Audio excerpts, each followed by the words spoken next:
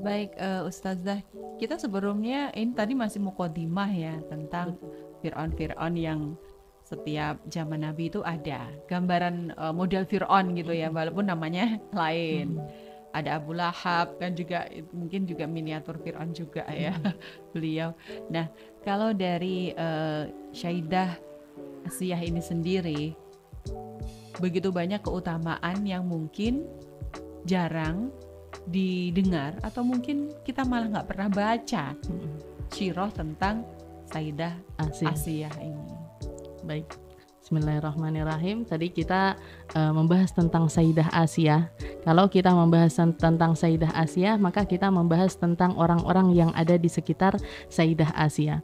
Juga di antara istilahnya di zaman tersebut atau di waktu tersebut, ada juga salah seorang perempuan yang diabadikan oleh Allah Ta'ala di banyak tempat di dalam Al-Quran, yaitu ibu dari Nabi Musa sendiri, yang tidak kalah manfaatnya untuk kita pelajari, yang tidak kalah kehebatan apa yang bisa kita tiru dari beliau, bagaimana cara beliau menghadapi kejadian-kejadian yang menegangkan pada waktu itu. Ada beberapa hikmah yang akan kita ambil dari sosok Sayyidah Yuhannah ini tadi. Jadi sosok Sayyidah Yuhannah, Nama dari Bani Israel ya. Nama dari ibunda ya. Jadi nama-nama Israiliyah seperti itu.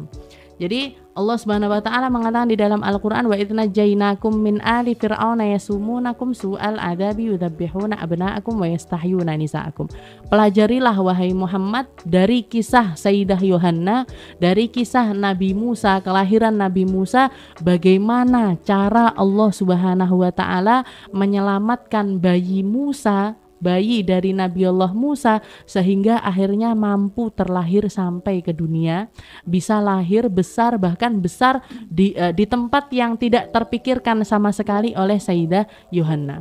Dikatakan semua nabi, ibu dari Nabi Muhammad SAW menceritakan ketika beliau melahirkan Nabi Muhammad SAW, adoat lahun nur. Jadi ketika bayi Nabi Muhammad ini lahir, ibu Nabi Muhammad Sayyidah Aminah ini melihat bahwasanya tempat kelahiran Nabi, dari sosok tubuh Nabi Muhammad ini keluar satu cahaya yang menerangi seluruh tempat tersebut. Bahkan bukan cuman kamar yang jadi tempat kelahiran itu saja, tapi cahaya tersebut tembus sampai ke langit. Kejadian itu bukan hanya terjadi pada Nabi Muhammad saja, tapi semua ibunda para nabi mendapati kelahiran tersebut dengan cara yang semacam itu. Jadi semua nabi, semua semua ibu yang melahirkan para nabi, maka mereka melihat kejadian yang semacam itu. Begitu juga dengan Yuhannah, begitu juga dengan ibunda dari Nabi Allah Musa. Dikatakan ketika melahirkan Nabi Musa, bidan yang membantu kelahiran tersebut menyaksikan bahwasanya seluruh ruangan tersebut tersinari dengan sinar yang aneh, istilahnya tidak ada, istilahnya zaman dulu kan tidak ada lampu dan lain sebagainya. Ini cahaya bersumber dari bayi yang lahir ini tadi. Maka apa kata Allah Ta'ala? Allah Ta'ala mengatakan wa alqaitu alaika mahabbatan minni. Wahai Musa, alqaitu alaika, aku lemparkan di dalam dirimu, aku taruh di dalam diri Musa, mulai dari semenjak bayi ini sekalipun, mahabbatan minni, rasa cinta bagi siapapun yang memandangnya. Jadi semua orang ketika melihat Nabi Musa, bahkan nabi-nabi siapapun, orang yang melihat Nabi Muhammad SAW, setiap kali mereka melihat pertama kali kepada Nabi Muhammad, langsung terketuk hatinya untuk mencintai sosok tersebut. Ada daya tarik tersendiri, ada wibawa tersendiri yang memang dihibahkan oleh Allah Ta'ala, yang memang dikaruniakan oleh Allah Ta'ala kepada para nabi-nabi tersebut.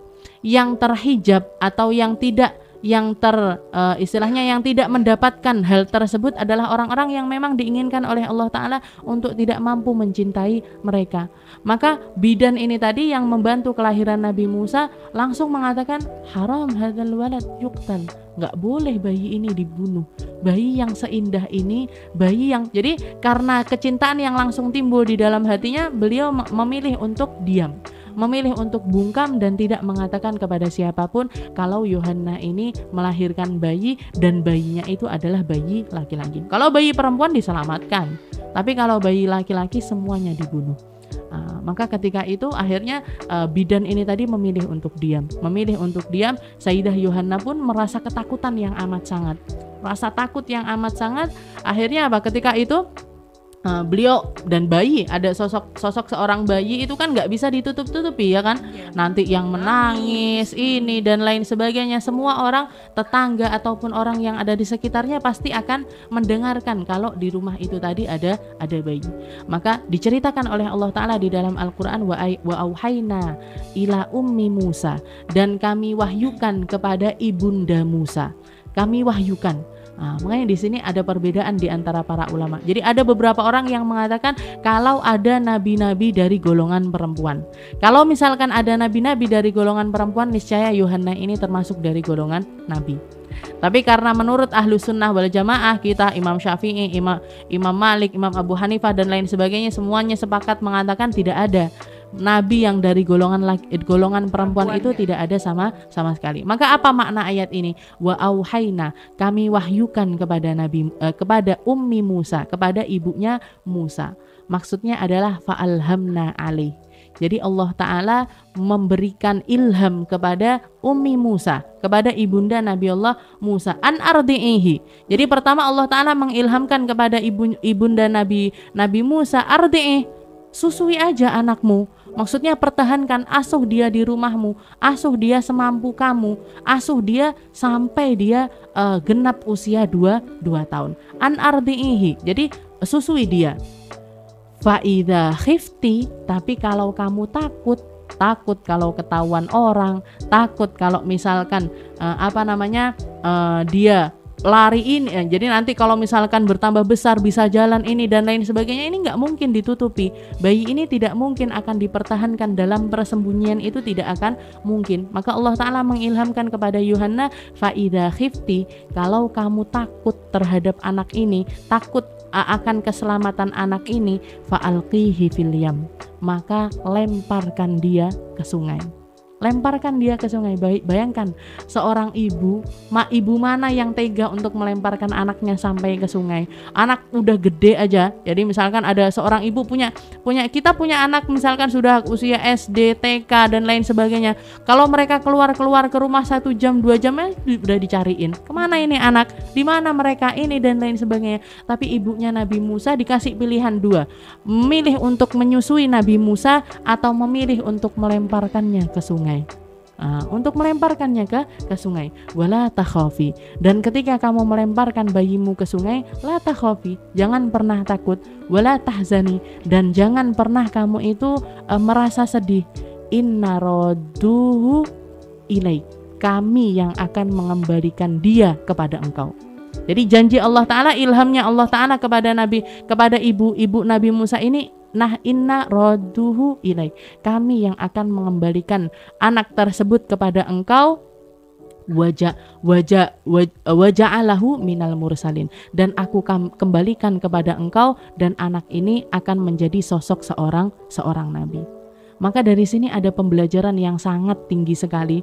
Ada pembelajaran bagi kita para ibu, kita para orang tua. Kalau misalkan kita terlalu takut terhadap keselamatan anak, takut fitnahnya dunia, takut pembelajarannya bagaimana, takut pendidikannya seperti apa dan lain sebagainya, tawakalkan ke dia, anak tersebut, kepada Allah Subhanahu wa Ta'ala. Jadi setiap kali anak tersebut keluar, mau sekolah, mau mondok ini dan lain sebagainya, ucapkan salah satu doa yang diajarkan oleh Rasulullah SAW.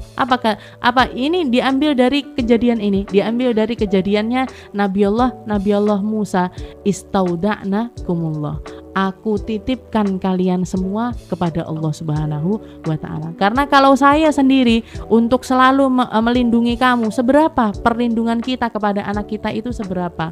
Perlindungan kita kepada anak-anak kita itu cuman mencapai derajat apa? Mampu kita melindungi dia sampai kapanpun? Nggak mungkin.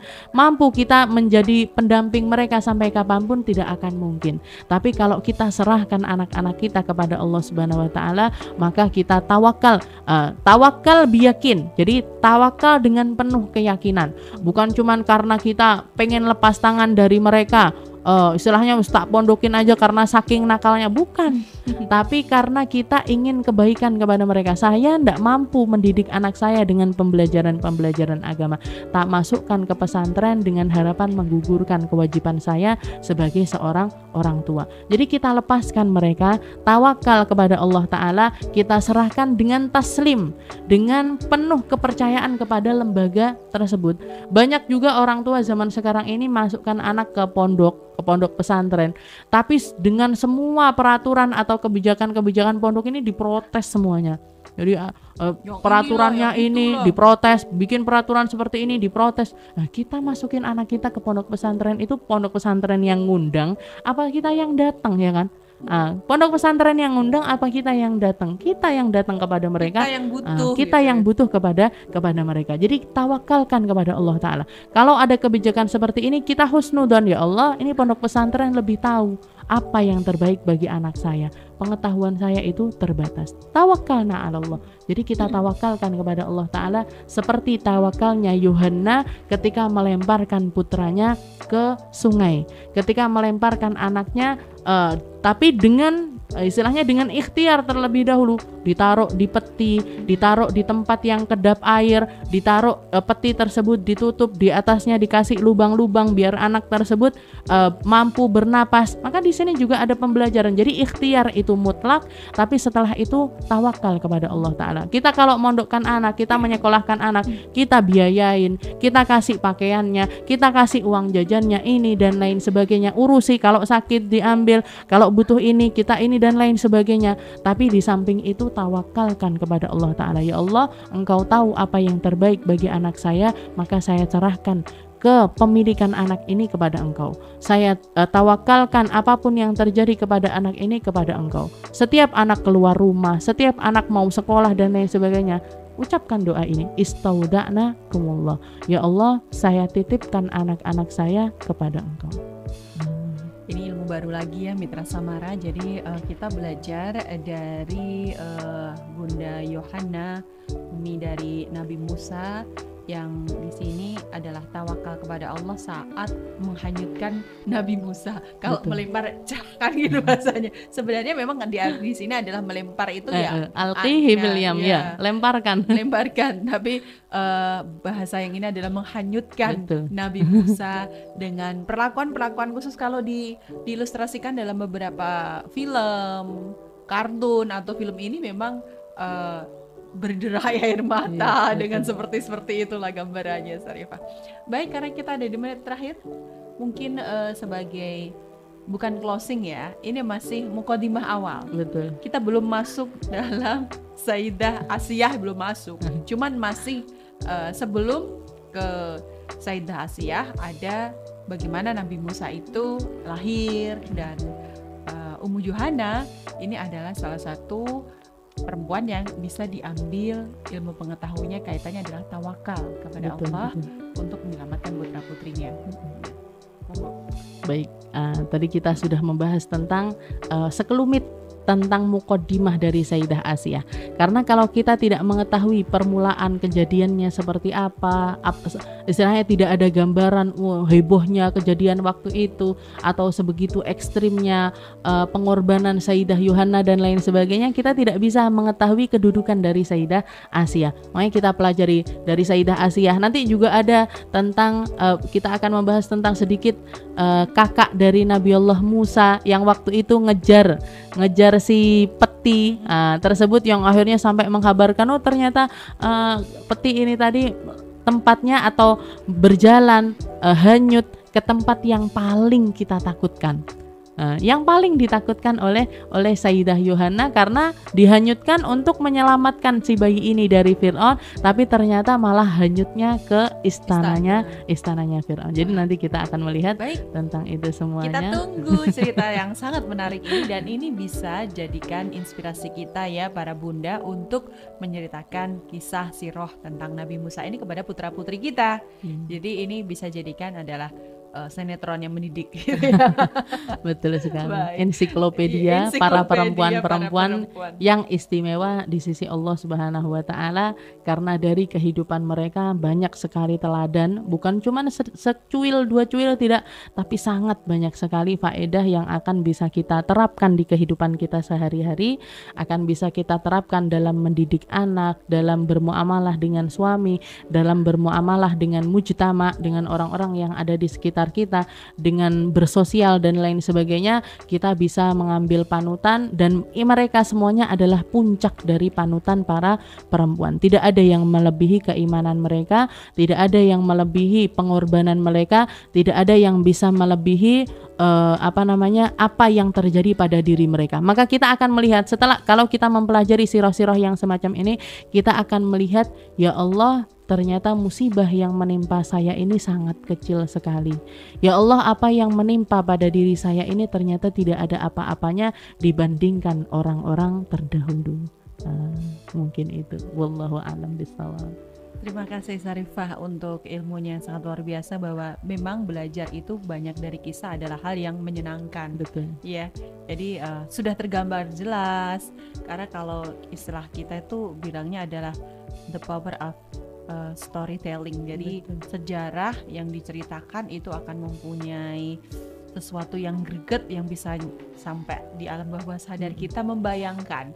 Kayak tadi Sarifah menjelaskan tentang bagaimana Ummu Yohana melemparkan atau menghanyutkan Nabi Musa. Ini tergambar bagaimana peti itu bentuknya seperti apa, dihanyutkan lah seperti apa begitu. Terima kasih, dan insya Allah kita akan bisa ketemu kembali. Assalamualaikum. Waalaikumsalam warahmatullahi wabarakatuh.